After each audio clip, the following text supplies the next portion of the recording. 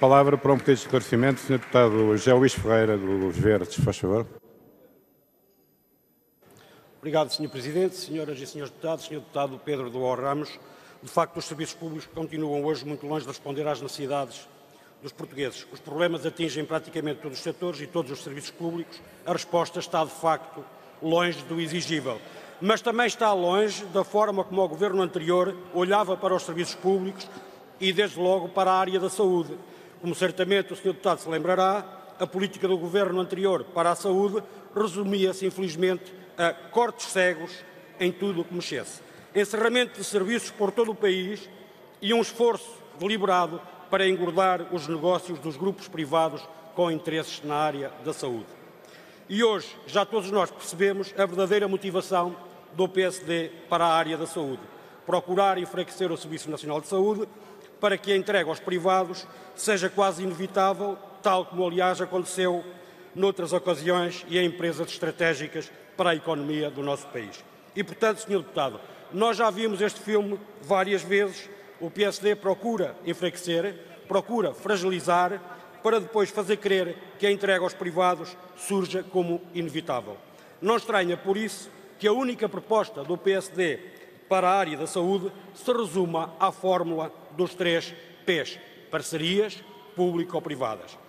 Quanto aos transportes públicos, Sr. Deputado Pedro Duarte Ramos, também estamos de acordo.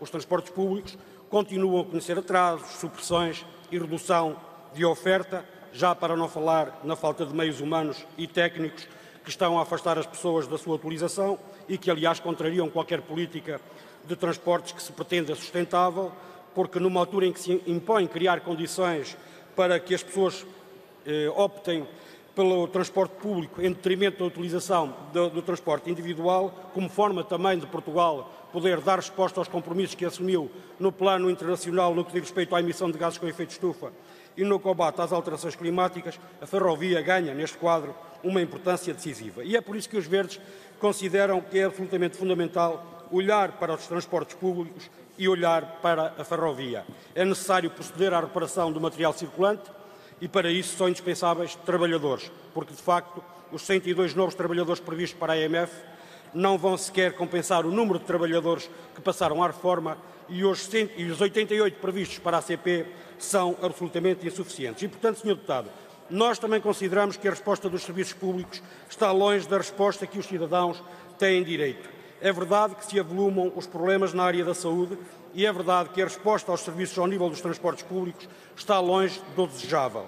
Mas a pergunta que eu lhe quero colocar é a seguinte: tendo presente tudo aquilo que o Governo anterior fez ao nível dos serviços públicos, não concorda que, em grande parte, nós continuamos hoje a sofrer as consequências da passagem do PSD e do CDS pelo Governo?